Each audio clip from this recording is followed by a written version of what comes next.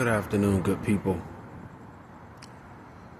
If you're new here, like, share, subscribe to the page, and let's get into it. So, Sean Puffy Combs, and I think it's day 15 of his trial. And here are my thoughts, my reaction, my opinion about what's going on. If I was not subscribed, you guys go subscribe to Carcino for Life. Carceno, the number 4 Life. If it wasn't for me keeping up with his channel, I would not know the things that I know about the Sean Puffy Combs case.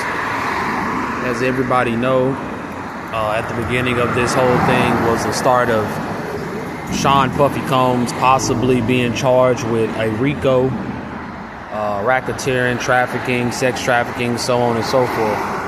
Everybody already knows this.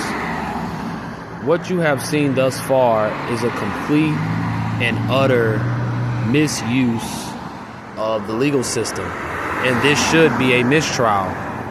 Everything that I've been hearing for the past 15 days has been Cassie has been cooperative and involved in a lot of the alleged sex crimes. Now, see, that's the funny thing, is that it's not a crime to be a freak. It's not a crime to have freak offs. What is a crime is when you bring somebody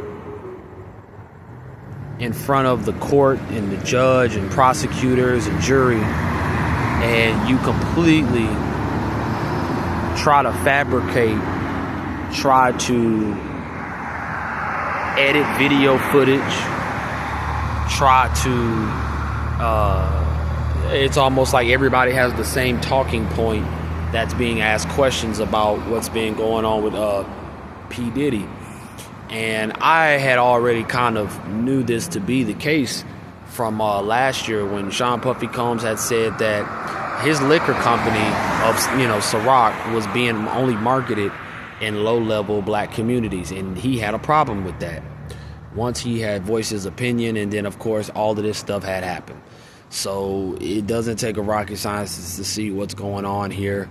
For P. Diddy, for Shannon Sharp, for any of these guys who have been accused of sex crimes, they've been accused of,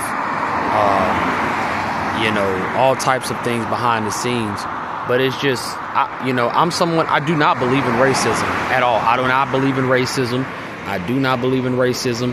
I do not believe in racism. I believe in prejudice, meaning if there are 5 black guys versus 1, those 5 black guys will team up to go against that 1 white guy, and vice versa.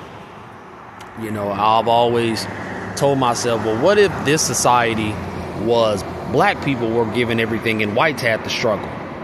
Whites were the ones that sag their bridges and go to jail and, make up dances. And what if that was the case?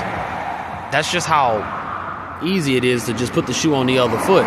Black folk would act the same way. We would show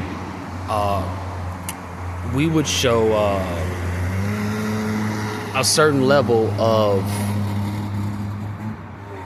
privilege when it came to incriminating one of our own. We would overlook a lot of things. I know we would. I know that's how it would go. So since that's not the case, and you have whites in charge, this is what you do when you are in charge. You have the complete mercy of the court of public opinion.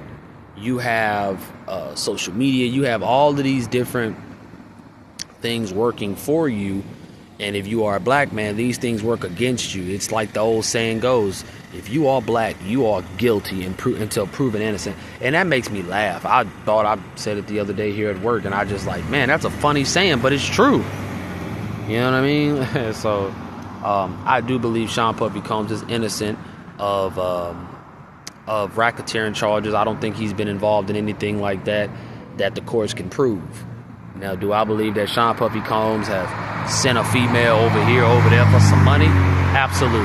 Do I believe that a lot of things. Do I believe everything was on the up and up? Hell no. Hell no. You cannot reach that level of success, fame, and notoriety and not be compromised by something on video, something in a picture, or something like that. So this should be a mistrial. P. Diddy should come home. Like the stupid motherfucker up here I talked to, he goes along with what everybody else is saying. He's guilty. You already know. Was you there? And it's like, boy, you really are just repeating what you've heard. What charge you repeating what you heard on Casino for Life? I can be, but I know that I can back it up by saying that not only P. Diddy is caught in this whole, web of drama, but Shannon Sharp. See, I have examples that I can point to and say, man, like, this shit don't seem right. Versus, I just all I can do is say, hey, Caesar, do you think Puff is guilty or innocent? Just right there at work. You think Puff is guilty or innocent? He gonna say, man, it's Hollywood, bro. I told you, people that don't know nothing about nothing, they have little like bullshit sayings to kind of glaze over the fact that they don't know it.